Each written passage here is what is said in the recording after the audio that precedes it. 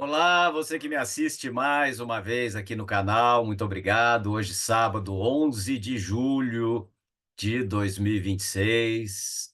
Volto ao tema das apostas para concluir a trilogia, né? Que se forma aí com o tema da semana passada e mais aquele que eu tratei há algumas semanas atrás, meta e direção. Então vamos passar a falar de apostas, algoritmos e dopamina. Faço aqui uma breve análise interdisciplinar da dependência na sociedade contemporânea. Por meio dos estudos que realizei nessas semanas, encadeei os temas desta forma e vamos concluir falando dele novamente, das apostas, dos seus efeitos nefastos aí na sociedade contemporânea. Começo falando da economia da atenção. Economia da atenção versus economia da vulnerabilidade. O que exatamente as empresas de apostas vendem? O que exatamente elas vendem? Dinheiro, jogos, entretenimento, talvez nada disso, ou talvez tudo isso, mas travestido de um outro nome. Verdadeiro produto comercializado seja outro, né? Este nome é esperança. Mas não qualquer esperança. Trata-se de uma esperança cuidadosamente calculada por algoritmos, estimulada por conhecimentos de neurociência, alimentada por vieses cognitivos, continuamente reforçada por sistemas inteligentes de recomendação. Quando observamos o fenômeno sob essa perspectiva, percebemos que as plataformas de apostas representam apenas uma parte de uma transformação muito maior, a passagem da economia da informação para aquilo que poderíamos denominar economia da vulnerabilidade humana. Esta apresentação um pouco mais diferente, no sentido de que não vou usar muitas imagens, vou me concentrar aqui nos textos que preparei. Quero antes me apresentar, como de costume, sou graduado em gestão pública, também graduado em formação pedagógica em filosofia, pós-graduado em direito público, teologia, filosofia, história. Sou tutor EAD e também líder Black Belt no sistema Seis Sigma. Através desses saberes, eu construo o meu conhecimento profissional e compartilho aqui toda semana vídeos sobre o trabalho que eu realizo com temas que estão direta ou indiretamente ligados a ele.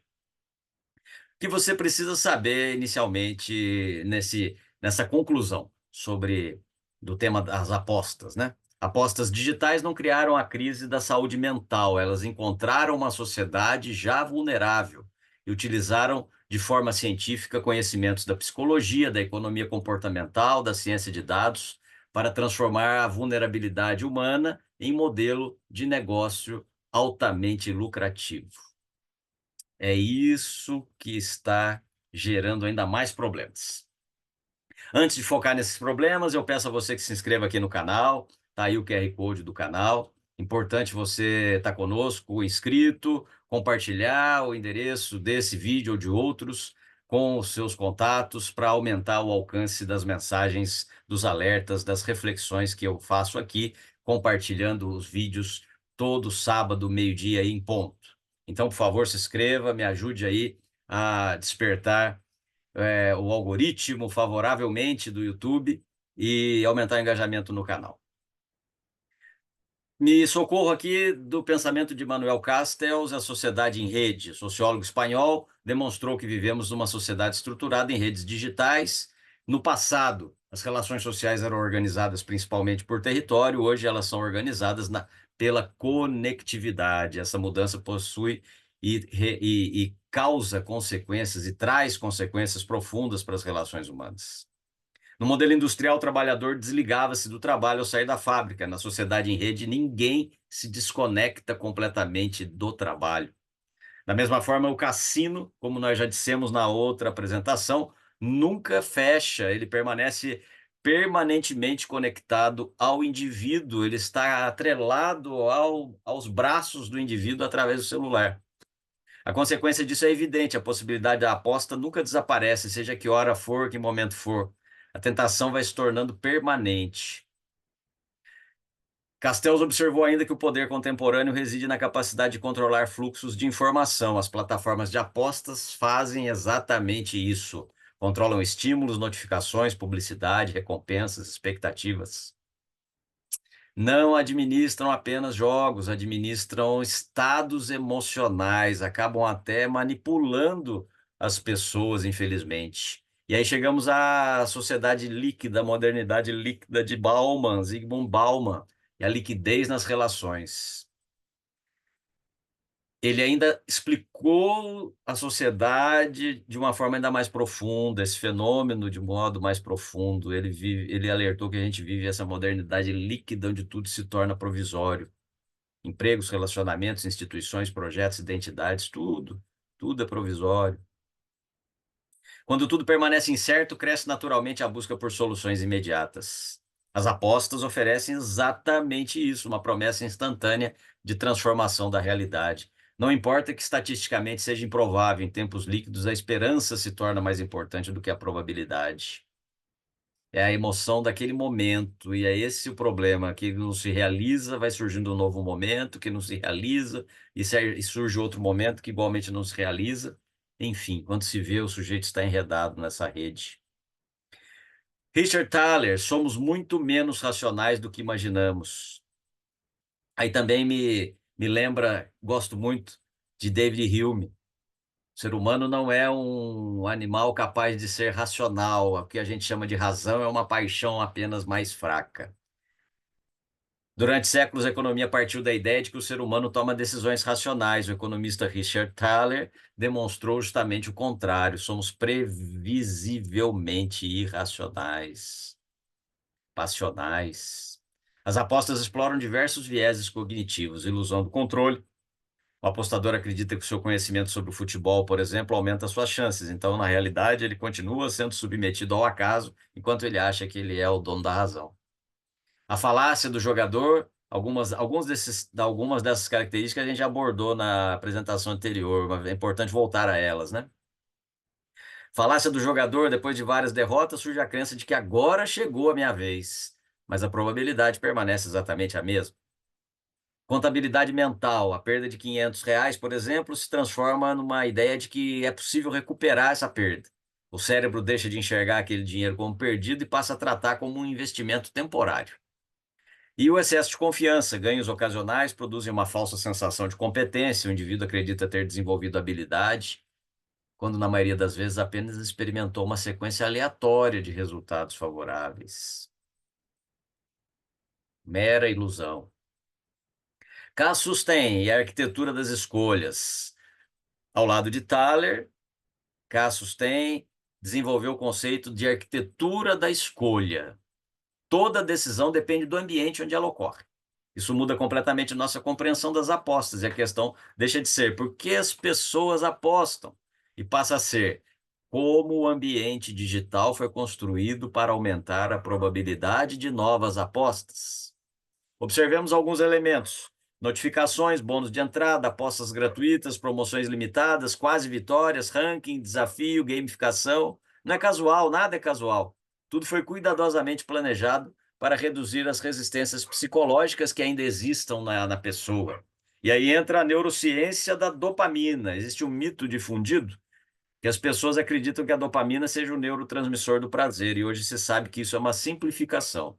Na realidade, ela está muito mais relacionada à antecipação de uma recompensa, e o cérebro responde fortemente quando imagina uma possibilidade futura. Exatamente por isso que as apostas conseguem capturar tanta atenção das pessoas. O prêmio produz satisfação, mas a expectativa produz repetição. E o vício nasce justamente nesse intervalo entre a satisfação e a repetição, expectativa, né? E aí veja esse ciclo neurobiológico. Começo e termino aqui no estímulo.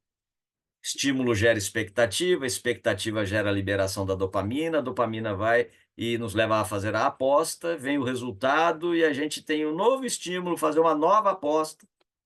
Se ganhou, quero ganhar mais, se perdi, quero recuperar o que perdi. O sistema não depende necessariamente da vitória, ele depende da repetição dessa expectativa. Falei na semana passada, no vídeo passado, na dependência na similaridade que existe entre a dependência no jogo e a dependência química, por exemplo. Entra em ação aqui a inteligência artificial e os algoritmos. Entramos agora na dimensão mais preocupante. No passado, um cassino tratava todos os clientes de maneira semelhante. Hoje, cada usuário possui praticamente um cassino personalizado.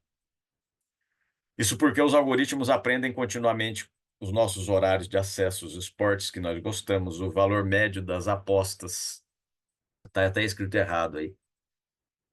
Tem um Y a mais aí que eu digitei errado. O tempo que nós temos entre as perdas, os momentos de maior vulnerabilidade emocional, os padrões de comportamento, outras características pessoais, isso está sendo medido 24 horas por dia. E individualizado, surge então um conceito novo. Não estamos apenas diante de uma inteligência artificial, mas em si estamos, sim, diante de uma inteligência comportamental. O sistema aprende continuamente como aumentar o tempo de permanência do usuário nele, nesse sistema, de prender a atenção do usuário nessa questão da aposta, assim como a rede social faz também de outro modo. E aí a economia da vulnerabilidade. Durante décadas nós falamos em economia de atenção, hoje talvez seja necessário esse conceito novo. As plataformas não capturam mais apenas a atenção. Capturam as fragilidades humanas como a ansiedade, a solidão, a frustração, o endividamento, a baixa autoestima, entre outras. Necessidade de reconhecimento. Tudo isso passa a ser transformado em oportunidade comercial, e quanto maior a vulnerabilidade, maior o potencial de monetização dessas plataformas e das pessoas que fazem propaganda para elas. E isso gera um impacto muito grande sobre as empresas. Nós falamos disso também no vídeo anterior. A questão já começa a preocupar as empresas. E aí o colaborador capturado emocionalmente vai apresentar alguns sintomas, né? Redução de concentração, perda de memória operacional, erros, aumenta os erros, fadiga mental, cai a criatividade, surgem conflitos interpessoais, enfim. Maior absenteísmo, presenteísmo do corpo presente, mas a cabeça pensando em outros assuntos. A produtividade deixa de depender apenas da qualificação técnica e passa a depender da capacidade de autorregulação emocional. Muito grave essa situação. E aí, como que vamos analisar a questão da liderança na era da saúde mental? Talvez esse seja o maior desafio dos líderes contemporâneos, o maior desafio de pessoas como eu trabalha nessa área de capacitação, de relações humanas, né? De motivação, de esclarecimento sobre as questões do trabalho. Esses líderes anteriormente gerenciavam pessoas, hoje eles precisam compreender os ambientes psicológicos onde eles estão inseridos. A liderança moderna deve aprender a reconhecer os sinais precoces desse problema. Mudanças bruscas de comportamento, queda repentina de desempenho, isolamento, alterações financeiras, irritabilidade, dificuldade crescente de concentração. Mas não é para controlar as pessoas, não é nesse aspecto, é para oferecer um suporte que permita com que elas saiam desse cenário, restabeleçam-se em seu equilíbrio pessoal e sejam positivas no contexto das equipes e da prestação do serviço que realizam. E aqui falamos de governança corporativa. As empresas provavelmente vão caminhar para incorporar o jogo problemático, essa dependência de apostas, aos programas de saúde ocupacional. Isso pode envolver educação financeira, alfabetização digital, treinamento com os vieses cognitivos, né? Sobre os vieses cognitivos, programas de bem-estar emocional, acesso facilitado ao apoio psicológico, políticas claras sobre publicidade de apostas em ambientes corporativos, monitoramento ético dos indicadores de saúde mental. Assim como o tabagismo deixou de ser tratado apenas como uma escolha individual, a dependência comportamental tende a ser reconhecida cada vez mais como um tema de saúde pública e de gestão organizacional. Falamos até na semana retrasada, né, da NR1 sobre um aspecto inspirado em Adams, né, no cartunista. Então tudo vai se conectando, perceba que tudo vai se conectando. E essa conexão eu faço nesse meu livro, Sempre em Frente, de caminhar em frente, sempre em frente de enfrentar os problemas da vida, demonstrando o poder da força da ação de cada um de nós no dia a dia. 200 páginas onde eu desenvolvo uma filosofia própria sobre as questões da vida, compartilho depoimentos pessoais, dicas úteis que procuro aplicar na minha vida cotidiana, enfim. Você pode receber esse livro na sua casa por R$ 75. É só mandar um e-mail para mim, domingosleomonteirop@outlook.com, faz um Pix, a chave do Pix é este e-mail, e me envia o endereço para enviar o livro para você. Ou me manda um e-mail pedindo o link para comprar com seu cartão de crédito ou débito e depois me passa o endereço para mandar o livro pelo correio. Todos esses temas, de certo modo, estão conexos, eles estão presentes nesse livro, porque eu falo do contemporâneo, né, do nosso momento, da vida, das crises pessoais, globais, enfim. E também falo de caminhos para o futuro, especificamente aqui em relação ao tema que nós estamos tratando. Vamos voltar um pouco a eles. Regulação inteligente. Não basta proibir, é necessário tornar transparentes os mecanismos de persuasão. Educação comportamental, ou seja, ensinar matemática financeira já não é suficiente, será preciso ensinar vieses cognitivos, funcionamento da dopamina, manipulação algorítmica, economia comportamental, cidadania digital. Inteligência artificial e ética, mesmo IA capaz de identificar vulnerabilidades, pode ser utilizada para detectar padrões de dependência, sugerir pausas, limitar apostas, encaminhar usuários para ajuda especializada. O desafio será conciliar inovações tecnológicas com responsabilidade social. E a cultura de propósito, talvez essa seja a solução mais profunda. Uma sociedade orientada apenas por consumo produz indivíduos permanentemente insatisfeitos. Nada tá bom, eu compro uma coisa, eu quero a outra. Consigo uma coisa e já busco outra, aquela que eu consegui já não serve mais. Uma sociedade orientada pelo propósito produz cidadãos capazes de adiar recompensas em favor de objetivos duradouros, mas há que se ter maturidade também. É necessário saber dialogar sobre as necessidades que nós temos diante das ferramentas que estamos criando e dos desafios que elas estão trazendo para nós, como indivíduos ou como sociedade. Então, não podemos falar meramente em censura quando estamos falando da necessidade de imposição de limites e responsabilização de pessoas que não se comportam bem diante da sociedade utilizando essas ferramentas. Não só do jogo, né, mas as redes sociais, enfim. Precisamos ter maturidade para debater isso, porque na vida social é desse modo. Eu vou num clube e tenho regra para cumprir. Se eu me comportar mal, eu posso ser suspenso. Então, pense nisso. Pense nisso. É muito importante. Nenhuma solução isolada resolverá o problema. O enfrentamento exige ação coordenada entre Estado, empresas, escolas, famílias e plataformas digitais. E como eu disse, há que se ter maturidade. Todos temos que ter essa maturidade. Concluo. A revolução digital prometeu ampliar a liberdade das pessoas. Volto aqui que eu apertei errado aqui o mouse para tirar minha imagem de frente do texto. Prometeu ampliar a nossa liberdade, mas paradoxalmente, opa, volto aqui a compartilhar. Paradoxalmente, ela também aperfeiçoou extraordinariamente os mecanismos de influência sobre nossas decisões. As plataformas de aposta talvez representem apenas o exemplo mais visível desse novo cenário. O verdadeiro desafio do século XXI não será aprender a utilizar a inteligência artificial, será aprender a preservar a autonomia da inteligência humana. Como advertia José Ortega y Gasset, gosto muito também da filosofia que ele produziu, eu sou eu e a minha circunstância.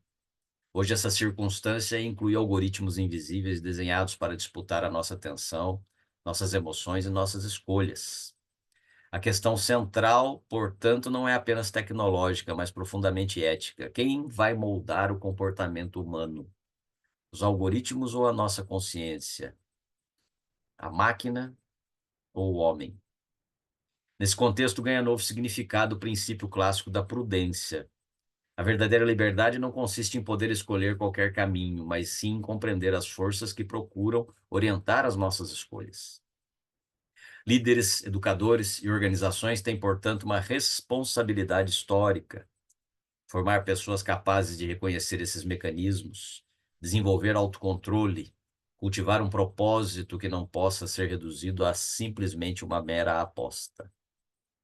Em última análise, a disputa contemporânea não ocorre entre tecnologia e humanidade, mas sim entre cultura da gratificação imediata e a cultura da construção paciente. É nessa última que reside a possibilidade de uma sociedade mais saudável, produtiva e verdadeiramente livre. Pense nisso, é muito profundo. É um problema muito sério que nós estamos enfrentando. As fontes de pesquisa, as referências estão aí. Zygmunt Bauman, Manuel Castells, Daniel Kahneman, enfim.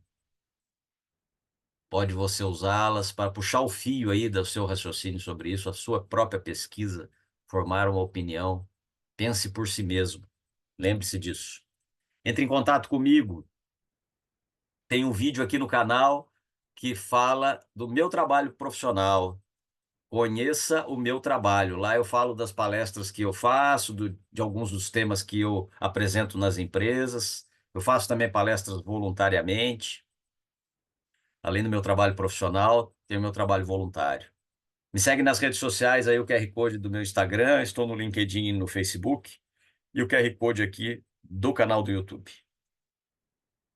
Mande um e-mail para domingosleomonteirop@outlook.com se você quer me contratar para fazer uma palestra, se você quer conhecer um pouco mais do meu trabalho nessa área profissional, como consultor, como palestrante educacional, motivacional, corporativo, como escritor. E deixo aqui a mensagem que sempre procuro deixar. Você que assiste aqui o canal é muito importante. Você é uma pessoa única e tudo que você faz de bom é importante para você e para as pessoas que convivem contigo. E se no momento você está passando, você acha que tem uma situação que você não vai conseguir resolver, respire.